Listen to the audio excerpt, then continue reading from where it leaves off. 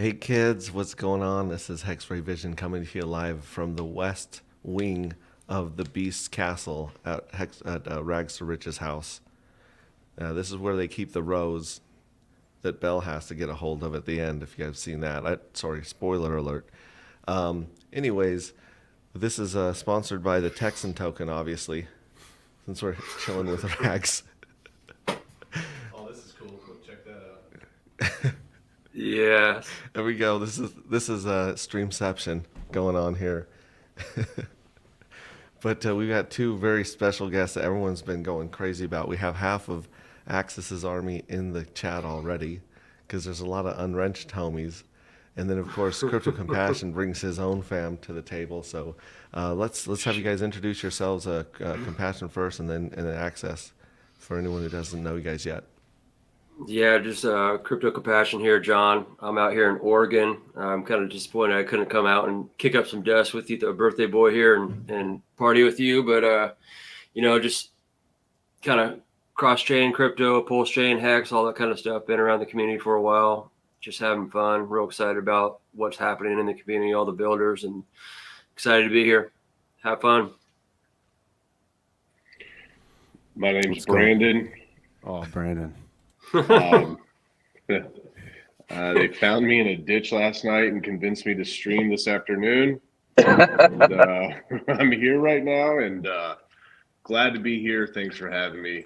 Otherwise known as Rags to Riches. Thanks, guys. And how about you, Axis? Go What's ahead. going on, Introduce everybody yourself.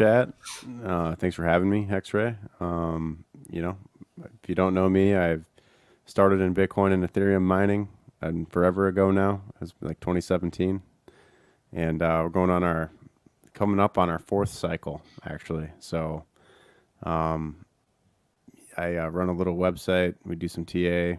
Got a nice group of folks a lot of you guys are in the chat. Appreciate the support. Just happy to be here and lend any advice or any things I'm seeing in the markets to the conversation today. Awesome, great to have you. Yeah, like you said, you've got quite the following. We've got Compassion in the comments as well. We got Hex Clips in the house. This is going to be a good one. MFS, Face in Reality. What's up, buddy? Red Squirrel, Oi Oi Pops, Moon Mutt, J Pond, Mexican Army, Fast Abdul, Phobia FX. I got Adam, which should be joining us as well. Keja, and of course Axis, and me. Prong and Godfather J6 is in the house as well. Very happy. Before we get started, we did want to show you guys these awesome tattoos that we were giving out last night. We were putting them on strangers' necks and faces and arms. It just has Brandon's face. I wish I could get a little closer, but it's a sweet picture of Brandon making a crazy face. Says "Happy Birthday, dude." So Mark of the Beast. You should go grab the big head and hold it up. Well, that's what Adam's got, the big head. So we're waiting for Adam to bring up the big head. We had a giant head printout of Rags everywhere we went. That was very, very entertaining as well. We got Super Snake in the house, and of course, Team Win. Thanks, Face in Reality, and Crypto Mining Ranch. What's up, buddy? All right, so we've had a lot of crazy stuff happening in the market this week. A lot of stuff coming to life that wasn't alive, and then some stuff that we thought was coming back alive that's take a couple hits. What do you guys think about this week in the market? What particular facet are you talking about in general, like Bitcoin, Ethereum, PulseChain? Mostly PulseChain. There's a few places Yeah. on PulseChain that are coming back to life and getting some liquidity that's moved over. that we haven't seen before, which is really nice. And then of course we've had some people taking some profits already with these little spikes up on a couple of coins. So go ahead if you guys have anything you want to add about that, or anything that you're keeping an eye on right now, either on Ethereum or PulseChain, or any chain really. Well, hats off to, Brandon and his birthday, but I would say, hey, Texan's ripping. We got that chart's looking pretty well, and I think that's waking up. And Axis, you get your own coin, and it's doing its thing. But yeah, I'm excited to see what features get rolled out on PulseX also. I think that's a sleeping giant that's just kind of sitting there, that someone's timing all those features to be rolled out when the time is right. Yeah. Man, there's like a lot of interesting little plays going on. One thing that happened in the last couple of weeks, I don't know if you guys heard about that ZKZX trade. Mm-hmm.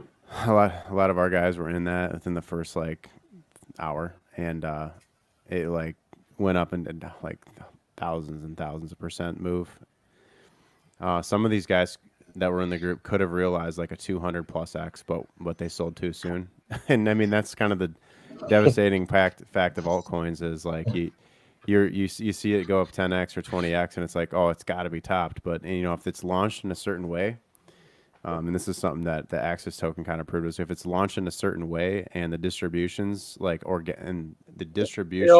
that initial demand that comes in is organic, like you can get like this crazy movement that happens on like such a fast time frame. It's kind of hard to predict how high that stuff can go. And I mean, like, it was like probably one out of 100 coins that'll be doing that this cycle, or this year. I mean, just like, there's a lot of them that do a 10 or 20x and then they fizzle, but this one was just like crazy to watch it all play out. I'm pretty sure Richard follows that Twitter handle, so that was fun to watch. It was fun to see that Texan got a nice bump earlier in the week. It's been a couple weeks of pump now. Mm-hmm. And Titan X, I think, started to like squeak out, maybe go do some sideways ranging action. Maybe there's a chance there that you get some kind of like double or triple bottom there. At least I'm hoping for the Titan X guys. But I wouldn't be surprised to see it go down 50% either. So just because of how the system's set up. But that Dragon X protocol is like supposedly doing some damage, and I know Kool-Aid and friends are building some sort of a Rube Goldberg machine to help bring that value from Titan X over to PulseChain. And then my favorite coin that I've been talking about lately has been Communist. I think Communist is a sleeper. When you're looking at all the derivatives for Hex, it's like the most under. I know it's hard to say because of how down Hedron and Icosa were relative to Hex, but yeah, Com was worse. So you'd have to, in order to become like a whale in Com right now, you need to buy a % of the supply. But to get that % of supply, you're paying like $40,000 to $45,000. Like I think it was like 41,000 last I checked. And that moves fast because it's ranging inside of like a 250% window. So like the volatility is just absolutely insane on Com right now, because the way that the inflation works for Com is you'd have to stake 32 million hex for 15 years to get 1% of the supply back from the start bonus. So you lock up 3,000 T-shares, you get 1,000 T-shares worth of Com now. And the other 2,000 T-shares worth of Com plus an additional 1,000, the other 75% of the Com reward gets actually pushed out 15 years. So you have to stake away 500 grand of Hex for 15 years to get 1%, to inflate the supply by 1%.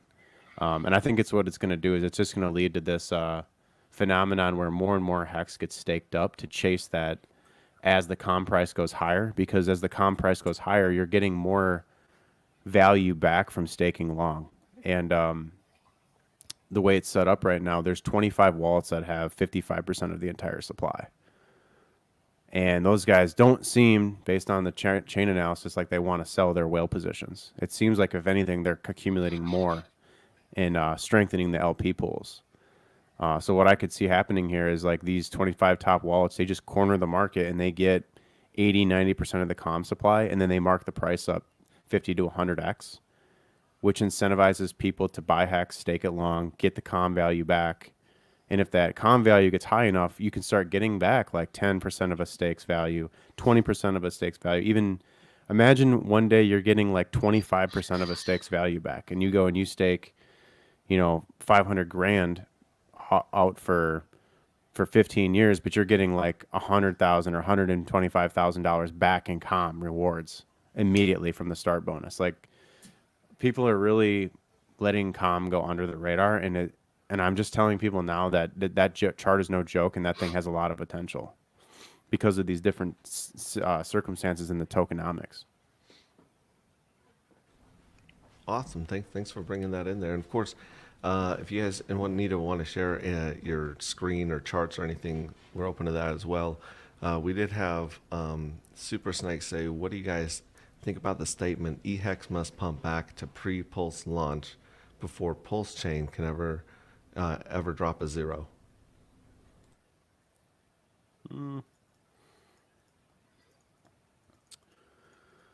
we just dropped a zero on Pulse, and in terms of the ratio, eHex is still where it was before the first pump, the Alex Whale pump. If you guys remember, this whale pumped the price 3x in a week, and somehow the ratio of eHex came all the way back down to the bottom of the channel, and here we are. eHex is like just under shy of a penny, but Pulse ran up and knocked a zero off. It actually went up from like 4 zeros and a 4 at the lows, or it was a little bit less, all the way up to like 3 zeros and a 1.5. What is that? 4, 8, 12. It's like a 3.5x. From seeing Ecom do, I think it was a 3x, right? So Ecom started it with a 3x, and then in the preceding 80 days, Pulse did a 3x to chase. So your theory might be right that you could see, Ecom just rips, and that value then is lent to the Pulse chain. That's definitely a possibility because the ratio of both the hexes is really come down quite a bit in Pulse terms. So it's one way this can play out. You can't ignore what PulseX and Ink are doing either now, because Hex and eHex have been unfavorable for the last like 90 days in terms of the ratio trade, but PulseX and Ink became the new hot commodity. So the good news is that there's always going to be a cheap RH token somewhere during different periods of time, and yeah, you just assume that money will rotate into the cheapest one first, and then everything will pump off the back of that initial move of liquidity. And so long as there's more money being injected into the system through the bridge, and the valuation is flowing around in a circuit, like a loop, more and more value will accrue, and all these valuations can go up on the Pulse chain every time attention shifts toward the best ratio. So yeah, definitely could see that as a possibility. Yeah, let's talk about the bridge for a second, because honestly, we're either going to have a lot of economic energy coming through bridges, or you're going to have a lot of people going directly in through an on-ramp like Coast into the Pulse system, a Pulse ecosystem, right? And so I know a lot of people have been watching big wallets moving and positioning money that they believe is coming over large amounts of DAI, large amounts of ETH. Have you guys been keeping your eye on what you guys think is going to get ready to bridge into PulseChain?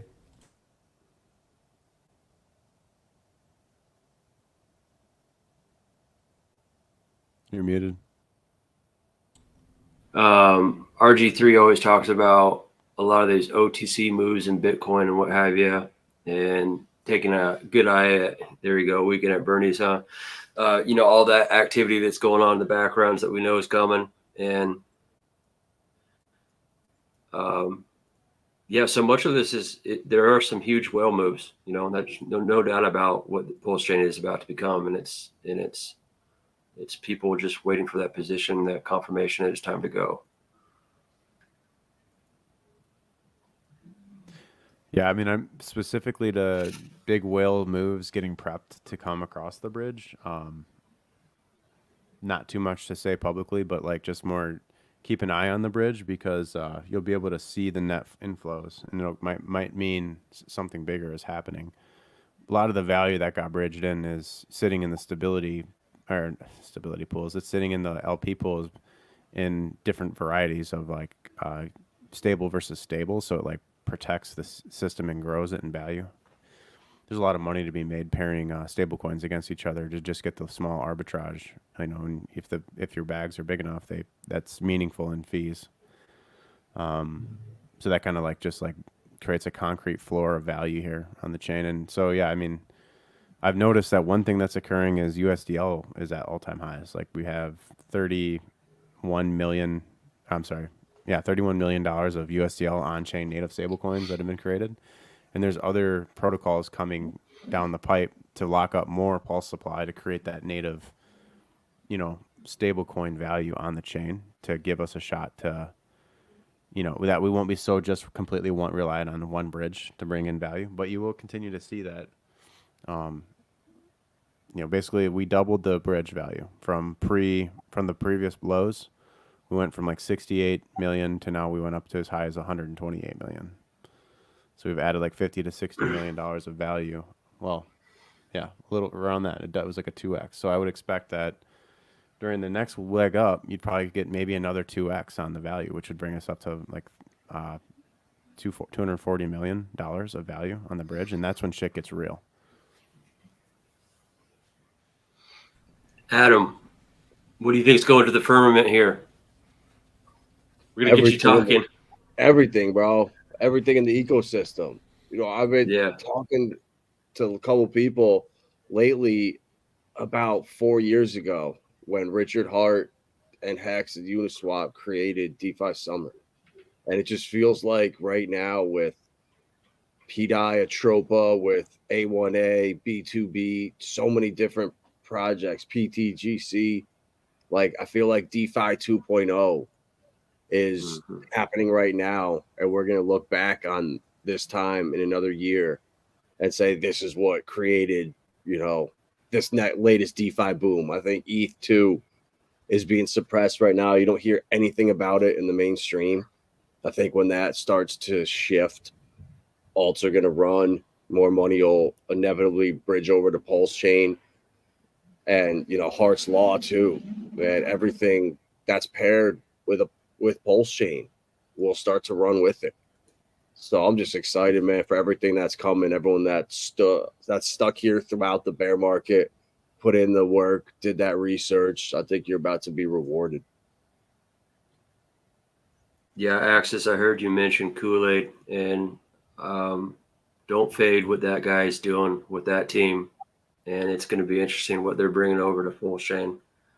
I think that could be an interesting play. I love picking that guy's brain. He's definitely a galaxy cosmic cowboy in himself, and there's something going on there that could be interesting for PulseChain. Yeah, bring us up up to speed on your coin, Axis, and then feel free to pull up a chart if you want to, and explain to us what made you want to found your own coin and the ideals behind it. Well, I never wanted to build a coin before. Originally, I just thought it was a good opportunity to educate people on something. When I could see what I could see in a project like that, the way it was launched, it was like a coin that was stealth launched, so nobody really knew it existed. And it was, what we've seen out of that is that organically the market decided to adopt it, because it could have just as likely not been adopted. But, the point of it was that it is a very limited and ultra scarce supply, which is important because it creates more of a pure chart that allows you to very easily read the blockchain and see different wallets, entry and exit. So because there's no like inflation per se, or the inflation is so small, it's like not that important to track it. It gives you a really pure chart pattern, and I'll pull up the chart just so we can look at it for a second. But what it does is so if I'm trying to teach people about the difference between the pulse the importance of measuring against Pulse, or the difference of measuring against the dollar. Like it does a really good job of explaining it. And so I always go back to something that happened very, very early on in the chart, which was back in this period here. Let me go to like a 4 hour. That might be better. Something like this. So I'll go to a linear scale, and we'll look at July 31st here on the chart. So in July 31st, the price had done nothing but go straight up for the first 3 days, 16 hours. And then all of a sudden here on this candle, you can see the volume. There was only $105 of volume here on July 31st. And so the question was like, so why did the chart go down like that against the dollar? And you can we'll measure it here in a second. I got to get the hourly because it'll give us more resolution on this. But so this candle here, this was when the SEC crash happened.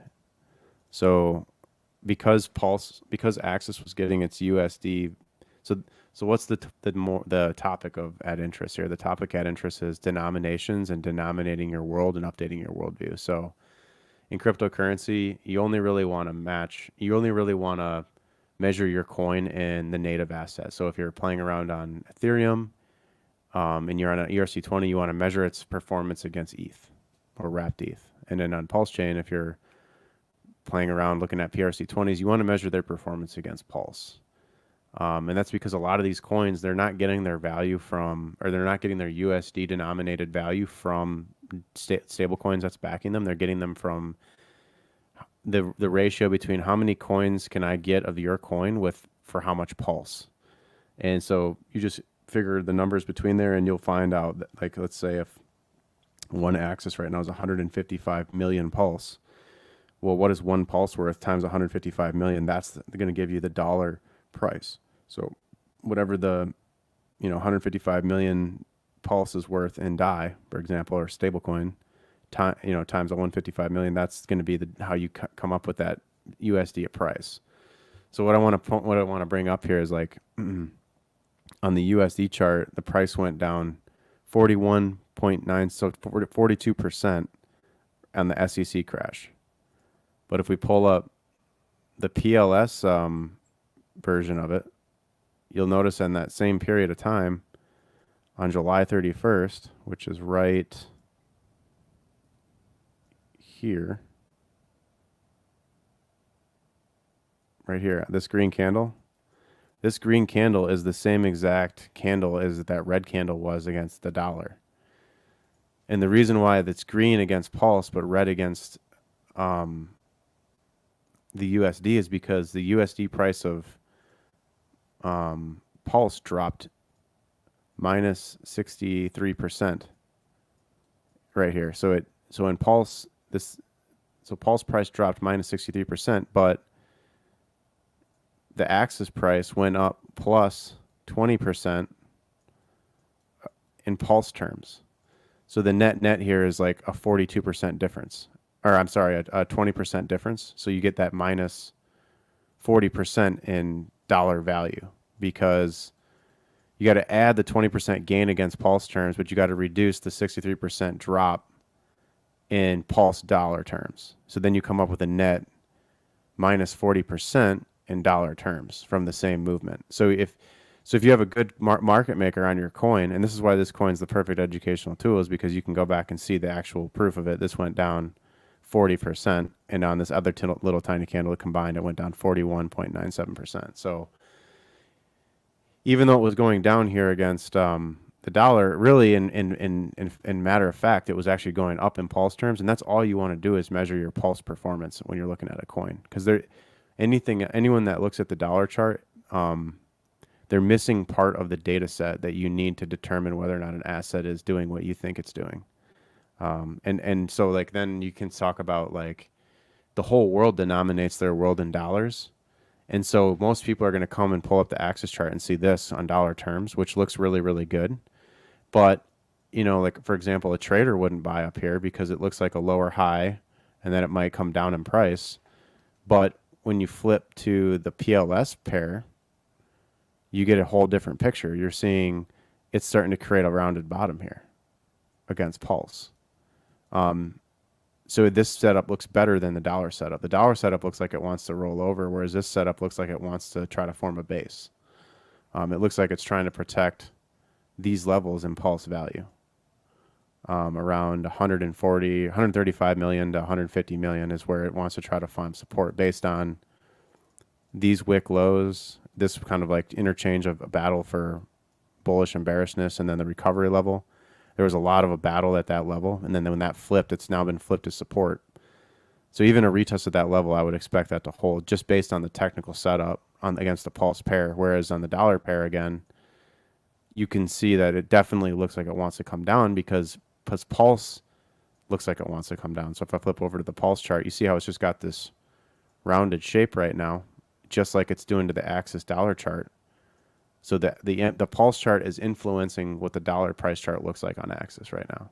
But the pulse price is actually looking quite bullish at the same time.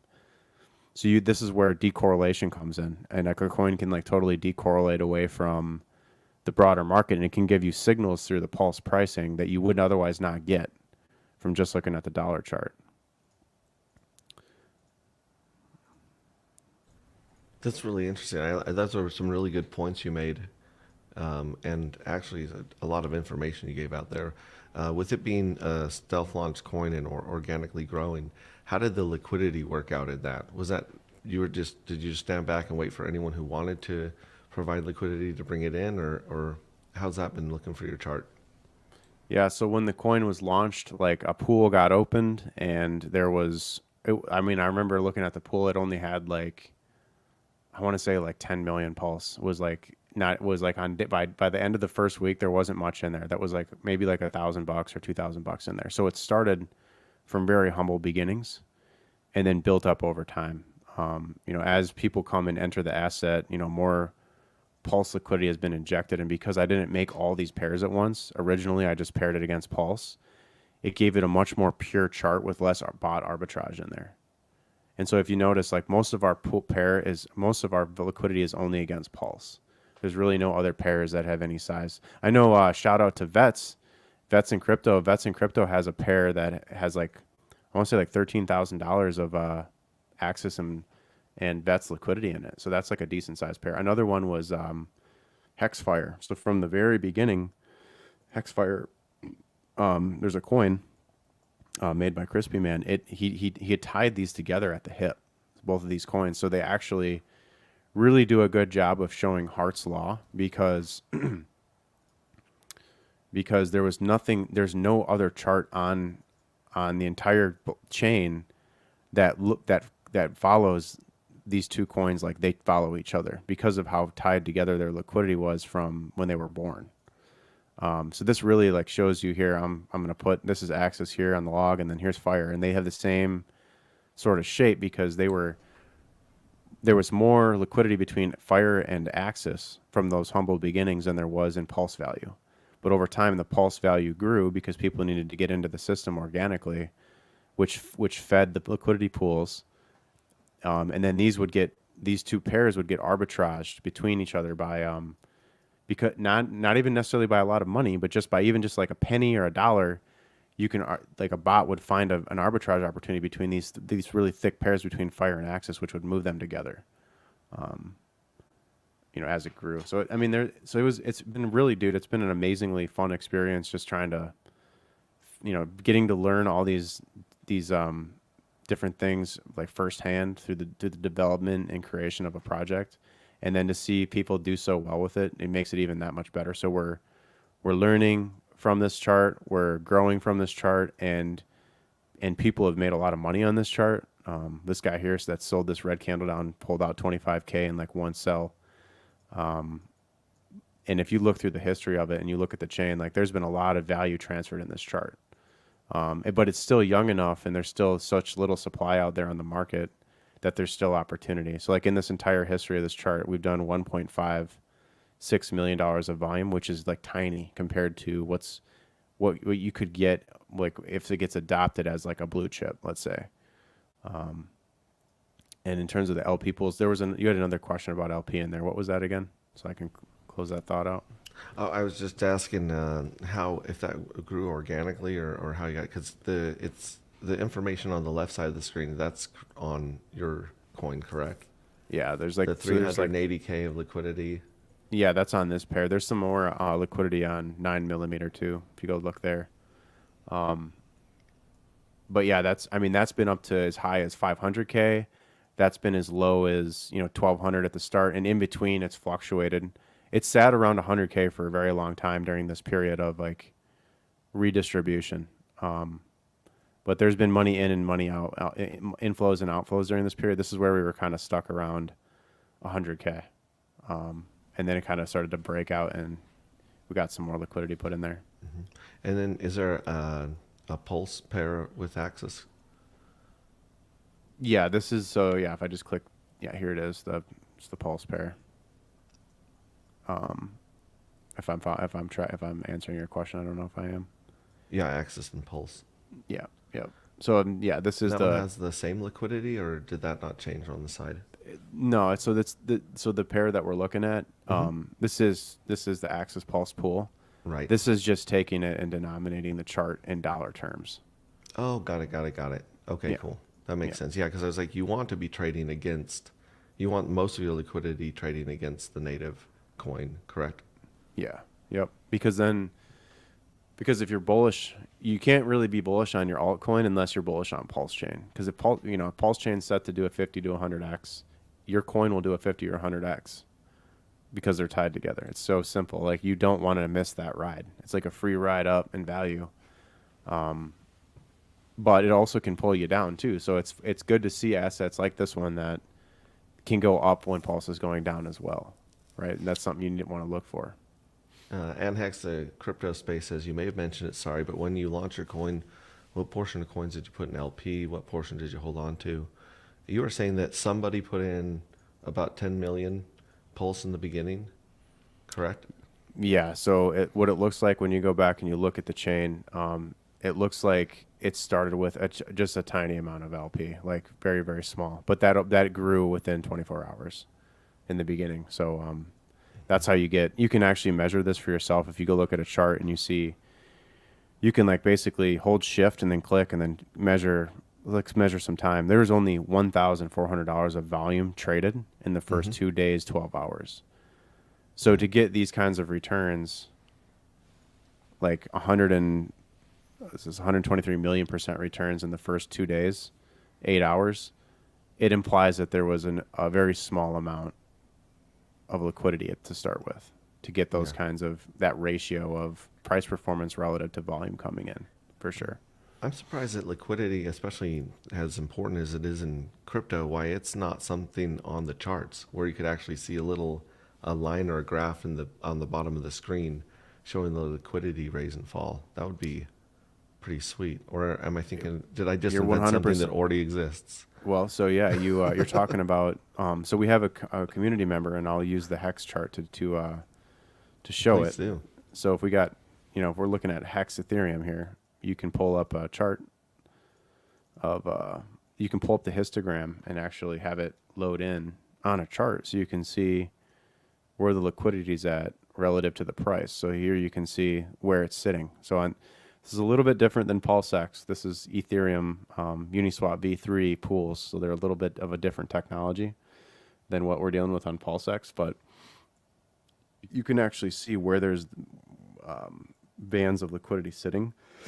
In the general flow of these sorts of things is where there's smaller bars, there's more volatility. That's the way to think about this is. So the least amount of volatility would happen inside of here because it's the tallest, or the bars that push the farthest to the right. So that means there's more hex sitting here for sale than there is here, for example. That's simple enough. So the way this works is like if the price falls down, it's very volatile down here because there's not a lot of liquidity to trade. But if it pushes up through here, it's heavier. And so unless somebody absorbs all of the supply at that price, you can get, it depends. The price will just tend to move versus just telling you what trends could happen, because that's a little harder to tell. I can just say that if price falls down into where there's less liquidity, it's likely to get snapped back because big sell off, big pump back, but there little amount of money transferred versus up here where there's slower, more methodical moves, more money is being transferred, more volume is required to make the chart move. So this is the equivalent of jumping through the air, and this is the equivalent of like trying to run through a swamp. Just it's heavier. There's more for sale, more for purchase at these levels than there is down here. So that's why limit orders are like kind of unique, because if you set limit orders in here, if the price wicks down, you might get filled on a limit order, for example, and gives you a chance to buy at a better price, and then that'll pop the price back into range. For example. So yeah, there is definitely tools that have been developed. This is a hex specific one. I don't know anybody else that has Uniswap histograms on the chart quite like this one. So huge shout out to Emmy Bop, EM on Twitter. It's at EMIBAP. He's working on getting this so that it auto updates, so that this will constantly dynamically be updating, so we can get the most recent feed. But yeah, this is good for teaching people how to look at liquidity for sure. Awesome. I like your analogy of going through air versus going through water or something thicker. That makes a lot of sense. What's going on with your project there, bud? Hexray, aren't you working on some NFT-ish type thing? Yeah, we're definitely working on it, but our front end is taking a lot longer than we thought it would, and so we're about a couple months out from being ready to audit our code, but we're several months away from the front end being finished. So we'll keep you guys updated on that. And I can't, like, once we get our audits, and then I'll bring out the tokenomics and the fun of it. But until then, we're just waiting. Hexclip says, I know a triple audited coin with no admin keys that basically stealth launched, made by an OG hexkin. Is that referring to your coin Axis, or is that Fire? Or Well, I just used the gopulse.com/mint. So the code is rock solid. It's just an immutable code with a ticker and some number of coins that's fixed. There's no like inflation or anything. So it's the most boilerplate PRC20 you can have. And yeah, it was stealth launched. So I don't know if that's what one he's talking about or not, but yeah, some of those definitely apply here for sure. Red Squirrel says PulseX already has limit orders. Is he talking about the Tetra or Omnis? Omnis, yeah. Limit orders, Okay. right? And then AJ City, Rip City Hex says this is turning into the Axray show, and I'm totally cool with that. Hey, a lot of people. I'll shut up for a little bit. I know I was hogging the mic. You're good. The reason I started Tech Talk was so that I could have people like David Feeder and Rags and other people on and ask them the questions that I wanted answered, right? So it was like this selfish thing, but I thought, if I've got these questions, I can't be the only one. And so it's great to have everyone we can on that brings all this stuff to the table. It's what makes this community special, is how much people are willing to share the knowledge that they have. And like, you've just brought up 3 or 4 things that I hadn't considered at all in trading and in the ecosystem. So yeah, thanks very much for that. I know one thing is that for sure is that I have a lot of appreciation for, I think Crypto Compassion, you fall into this category as well, but Adam really comes to mind as somebody that's always hungry and seeking new information in crypto, and he's always been firm on the stance that this shit is evolving at a rapid rate, and he wants to know as much as he can about everything. And I think there's like something beautiful there, that not to get hung up on one thing, but also at the same time, the contrary point to that is how much value is in the strong core assets. And if you blend these two mindsets together, you can continually grow that core position by taking opportunities, the places that Adams and Lindsay are looking, and the Verse and Crypto Compassion and all these guys.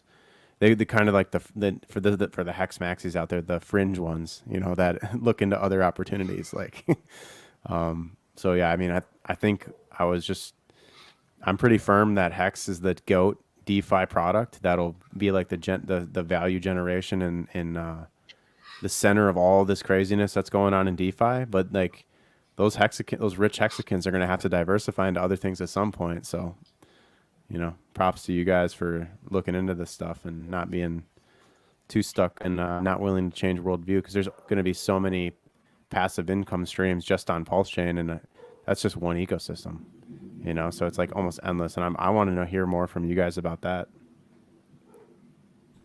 Yeah. Go ahead, Adam. Can you talk? Yeah, definitely. Actually, you talk inside outside the Pulse ecosystem. I don't care if it's inside or outside. I just want to like make everyone understand like how much is being innovated on, and how into this next cycle, you're basically going to flush out all of the ICO mentality, all of the shit DeFi projects. That's all going to get phased out, and the pets.coms are going to die off. And there's going to be like the Amazons that pop up, the Facebooks that pop up of Web3. And I just, just for you to elaborate on that would be pretty cool. Any of them. Yeah, definitely. I mean, I think that's exactly what's happening. And especially in this space, the technology and AI, things are moving so fast, and they'll continue to move even faster and progress even faster. So once you hear stuff on the mainstream, it's too late. So what I try to do is think, okay, in a couple of years, this, for example, Bank Social is one of the projects that we've been really paying attention to. They're on Binance, on Ethereum, but they're migrating over to Hedera. And it's going to be a decentralized credit union where we're going to be able to, for example, with our internet money wallets, right now in the Bank Social app, you can connect to it with your internet money wallet. So they're going to have all kinds of different DeFi products available for us, whether they're tokenized bonds, whether they're, real estate opportunities.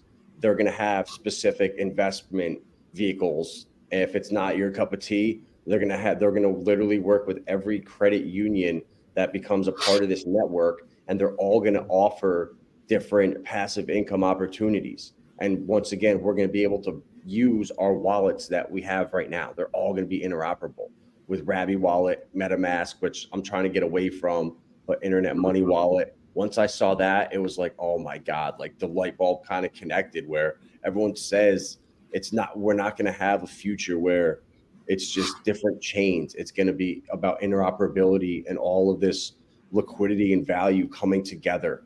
And if I think it's going to be lending where I want to borrow $10,000, I'll be able to put out my terms. I want 10 grand for a year. I'm willing to pay 3%, and across different chains that'll go out, and people that have that collateral, because we'll pretty much be our own banks. We'll have our decentralized IDs.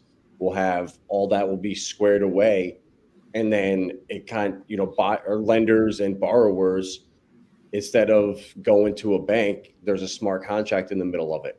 So just being able to lend money peer to peer, there's going to be apps for that. There's so many things coming, and I just try to just understand at least where this is going, and that helps you find projects, find partnerships, find opportunities, and it's all about getting ahead of the curve. You have to be, I feel like, buying coins now when nobody's talking about them, nobody cares. And once they make it mainstream, they're your exit liquidity. So you really start to see that's how the game is. And it almost frustrates me sometimes when I'm screaming, some of these projects we've stumbled into, we've found, and when I send them to 10 different people, I get the same response every time. Holy shit, how did I not know about this? This is going to be so big. And when everybody sends that same reaction back, it's like, okay, this is something special. This is something to keep an eye out on. And I'm fortunate where I'm in that position where I get to talk to a lot of different people from different walks of life, different parts of crypto, people that are here every day, people that are business owners that just check in. And when everybody has the same reaction, I feel like that's a good gauge of how the crowd is going to react. So I've really focused lately on like real world assets and DeFi 2.0. I think those are going to be narratives. Obviously games are going to be big, but it's the same thing with your portfolio. How thin do you want to spread yourself out? How much time do you have to put into this stuff? And making crypto as easy as possible. I think that's the best thing for people, and not try to just chase everything you see out there. Hey, Adam, will you reply to this comment? Oh, Yes, sir. Help me exactly. Help me us exactly. And that's what it's about. So, I do consulting. I work with a lot of people, and I'm still waiting for that one person that calls me and says, "Hey, man, I've crushed it so good in crypto. I just want to tell you what I did." And it's always the opposite end. So people that have other projects, when the Richard Hart ecosystem was going down for it felt an eternity.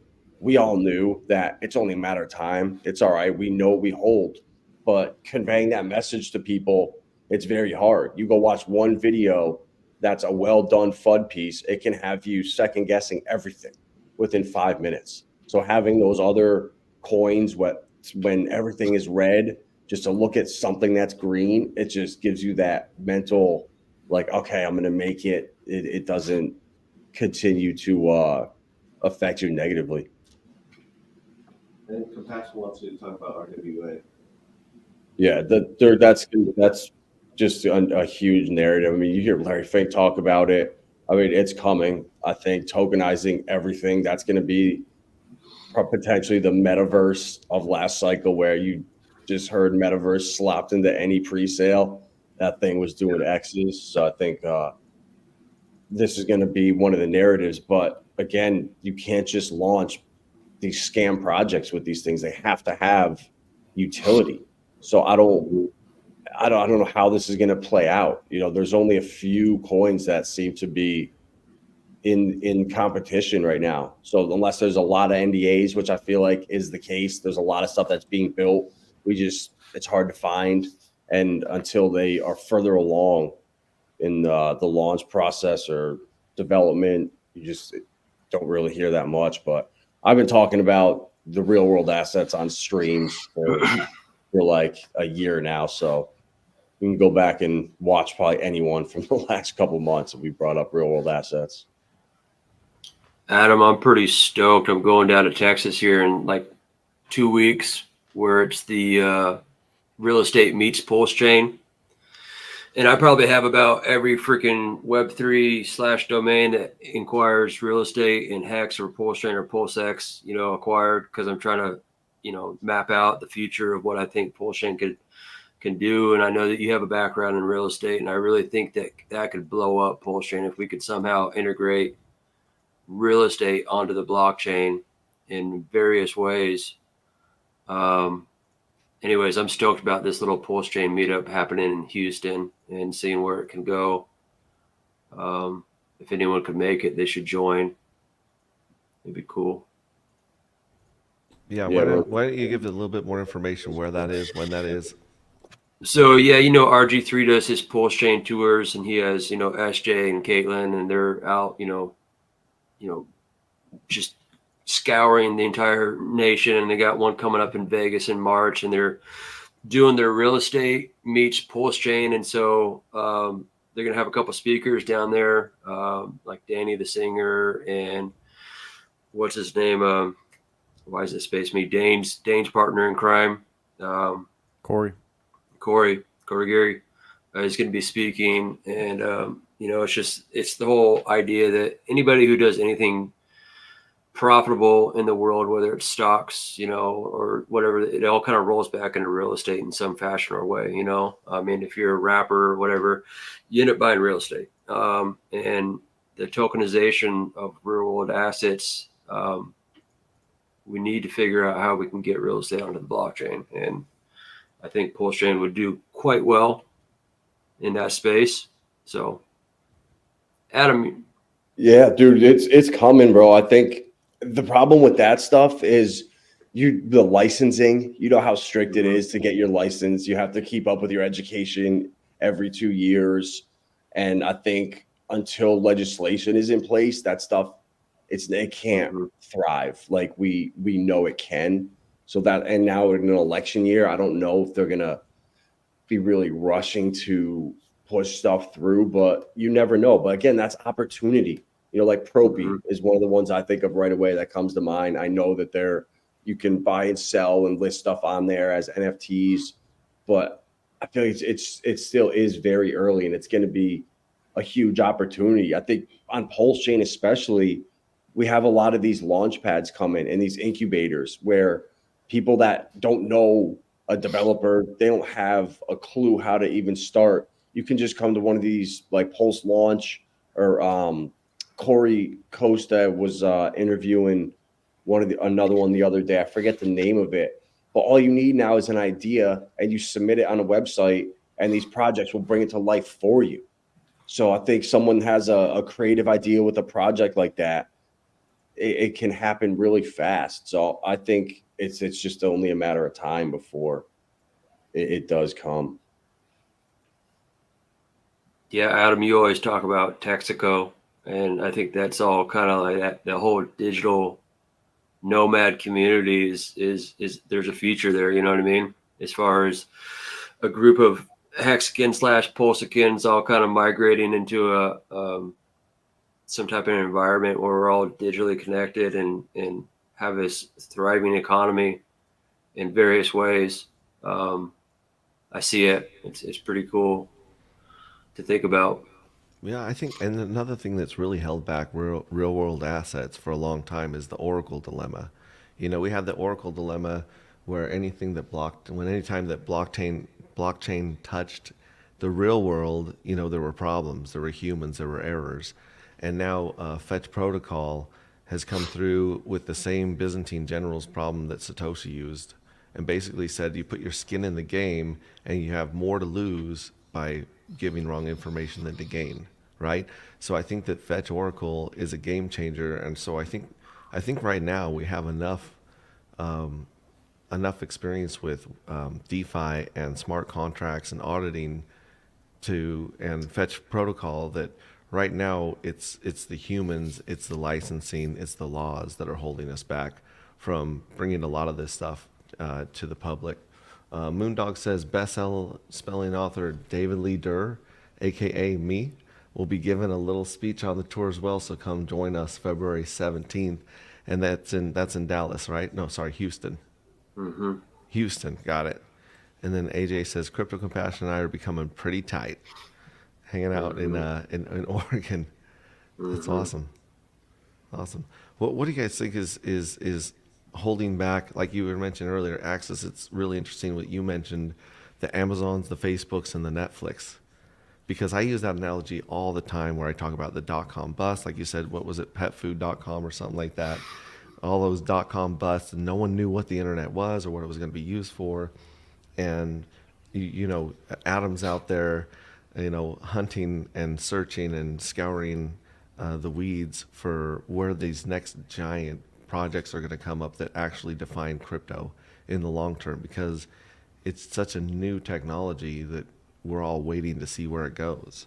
Mm-hmm. So I don't know if you want to weigh on that. I think the regulations just like halting it, a lot of the growth and stifling it in a lot of ways, because there's, you don't even have like 2% of the entire world of developers working on Web3 stuff. They're still working on legacy, Web 2.0 shit. Like, it's because there's no clarity.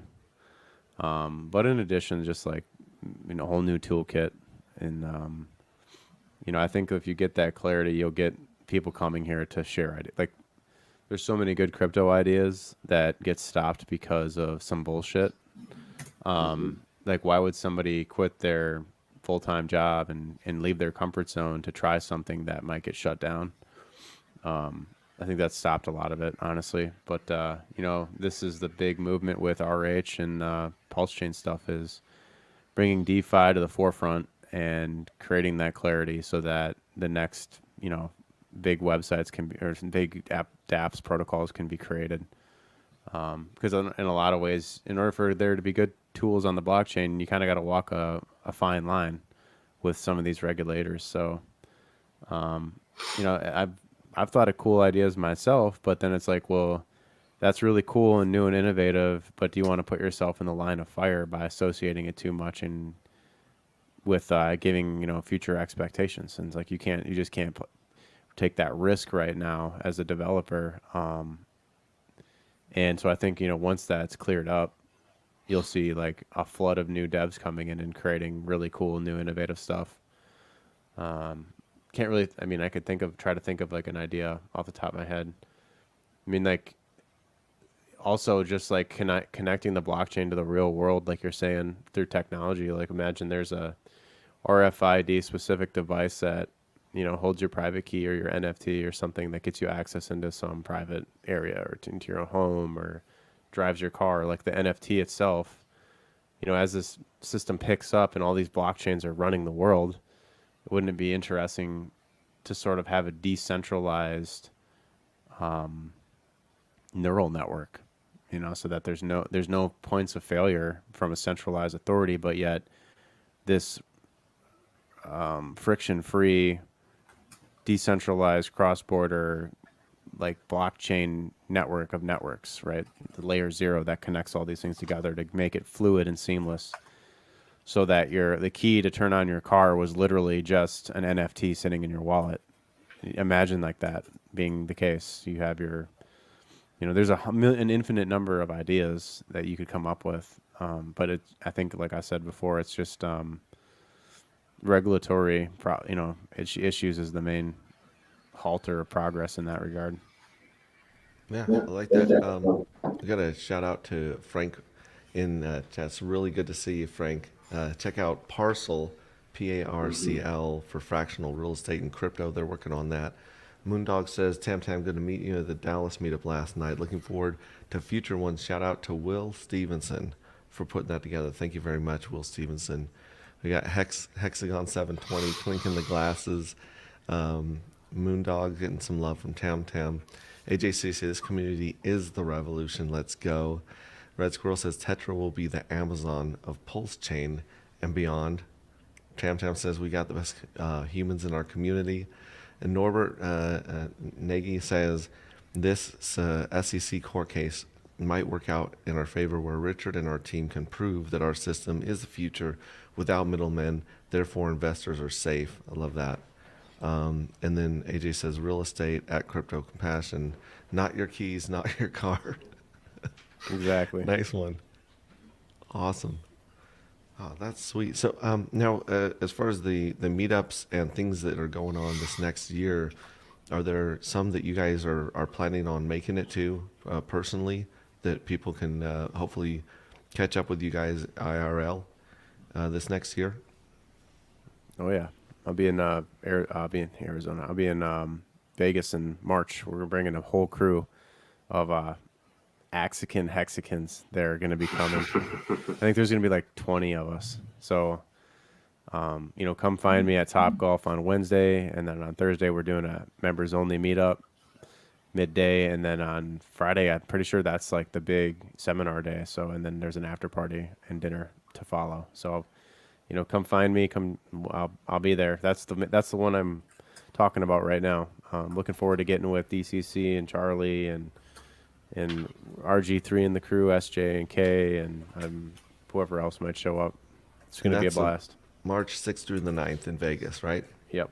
Yeah, I've got that one on my calendar. What I about don't you? know if go the code expired yet, but if it didn't, you have until midnight tonight, Eastern time, I believe, to put in code access for 10% off if you decide you want to go. So go check that out. 10% off if you use the code access. Yeah. Love it. What about you, Compassion? Which dates and places are you hoping to hit this year? I got my flights booked for Houston, February 17th, where real estate meets PulseChain, and I was actually looking about a week ago to put together the Vegas meetup there with you, Access. We'll see. I might just dip in for like a night or two. I don't know if I can take I think it was like 3 nights or 4 nights you guys are doing it?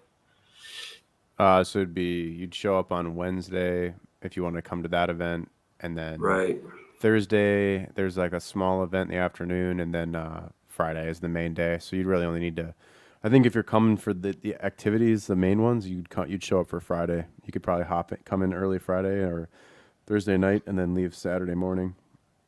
Yeah, I might just come to kick up dust a little bit, for like a night or something like that. I know Hexray, we had a pretty good eventful time in Vegas when we were at the Power City party, and that was a good time for the community. And it's those in real life meetups that really, create the bonds that, I believe that this community is, like all right time, right place. Synergistically, we are kind of all rowing the boat in the same direction. So it's really, like I said, anytime you get a chance to create tighter bonds, I feel it just strengthens the core and allows us to take on these new challenges of the revolution here. Looking forward to it. Yeah. Moondog says, even though even the humans aren't all human anymore, we're literally cyborgs using these Black Mirror and projections as extensions of ourselves to share with one another digitally. So, yeah, we're kind of, humans are kind of melding in with the tech as the tech's melding in with the humans, I guess you could say. A lot of people here are cheering on Team Axis. Sounds like you've definitely got some people that plan on showing up and hanging out with you there in Vegas. Appreciate the love on the stream. And then Adam, where are you and Lindsay hoping to hit this year? I don't think we're gonna be able to make it as of right now. We just have too much going on. We were in Florida a couple weeks ago, and then this unexpected stop down to the world of Ragsville. So I'm gonna try, but no promises as of yet. That's great. Yeah, we had a blast last night. We got here a little earlier than we were supposed to. The plane landed early, so we got to meet all these guys out, and it was a great time. Yeah, I've never gone to anywhere where there are Hexicans and had a bad time in the last 5 years almost, since we started trying to meet up and get together in person. Even when Richard Hart was putting together the 2 years of developing Hex, there were people that were already reaching out and developing friendships and hanging out. So it's been a great ride so far. I think it's just going to get better personally. I want to say thanks so much. If you guys are not subscribed and following the Vibra Finance, Crypto Compassion, and Access Alive, follow them, subscribe to them. These guys put out so much content and so much value. It's insane. So follow them and keep up with them. Thank you so much for being on the show. First of all, you guys are always welcome. Hit me up if you ever want to jump on a stream or Tech Talk. You guys are always welcome. The door's always open. Let people know. We'll start with Compassion. Where can people find you and follow you and subscribe to you? I kind of got roped into, which isn't a bad thing. I got roped into hosting the Texan Tailgate, and that's a good thing. I love what they're doing. They represent, freedom and sovereignty, and I think that's what we're all kind of searching for. I've been wanting to fire up the old Crypto Compassion stream here and kind of talk about a couple of things as far as not just crypto, but real estate, health, and wealth. But on Twitter, and specifically, it's at John Boy Crypto. On X, and that's where I can be found. Cool. What about you, Adam? Where can people find you and follow you and get in touch with you for your services and information? Vibra Finance on Twitter and YouTube, but more importantly, Lindsay just got Lindsay the Hexican Twitter rugged, taken down permanently. They do not want you posting pictures of making your own bread. So her channel's gone. So she's got a new account. She slays crypto. Vibra Lindsay. Go follow her there on Twitter. Get her up. I think she's got like 60 subs now. So she lost all 2,500 she had, starting from zero for the third time. But we're never going to stop. Dope name, by the way. She Slays Crypto. I thought that was pretty clever. I like that one. And what about you at Axis? Where can people join the Axis Army and get in touch with you and follow all of your information? Yep. Go if you're interested in anything we got going on over there, go check out accessalive.com/services. Do consultations. I usually get a few of those a month. People of all sorts of walks of life with different kinds of questions, so I can help in a myriad of ways, whether it's trading or market psychology, market making, how to LP, even just the basics, I'm happy to help any way I can. Or you can just sign up for a membership, which is probably the better deal. And you get access to the boardroom where we have some of the smartest and most awesome people in the entire crypto space. And a lot of them have a lot of credentials and a long track record. So it's been growing lately. Obviously, green candles have that effect. And yeah, I just see a lot of good things coming down the pipe. A lot of us will be there in Vegas, so we're looking to meet up with everybody. And you can find me on twitter.com/accessalive. I usually post pretty regularly on there, just any kind of information and updates I'm seeing to try to give you a little bit of free content that way. Usually streaming like once or twice a week, so appreciate you having me on. And I think my next stream is on when is that? It's RH Max on Tuesday night. So RH Max, I don't know what the topic is yet, but I'll make a post on Twitter when I get back, hearing back from him. That's great. Your website is one of the best looking websites that I've seen in crypto, with a lot of the videos and the information there. You got a really nice site. So good job on that. Huge shout out to Candace in the back. She's helped build the business out. She was my number one believer in what was possible. And here we are, we just celebrated our first year in business, and hopefully many more to come. Awesome. All right, well, we like to do what we call the awkward wave goodbye here on Tech Talk in some of my streams. So I'm going to kick on a little bit of music, and then I want you guys to give your most awkward wave goodbye. And we'll play some wave here. Here we go. Yeah, there we go. On the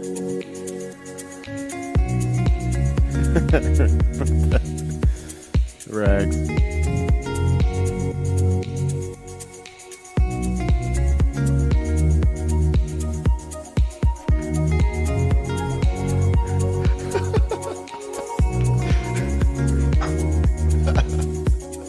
All right, thanks guys. Have a great week, and thanks again for a great show. Everyone in comments, if you guys asked a question during the stream that we answered or that we used, you can DM me a shipping address, and this goes for obviously Crypto Compassion and Access. We'll send you guys a hexrayvision t-shirt and some stickers if you guys are willing to divulge us. It doesn't have to be your address, just a shipping address. We'll hook you up. So hit me up in the DMs if you guys are on there. I appreciate you guys so much, and you guys have a great week.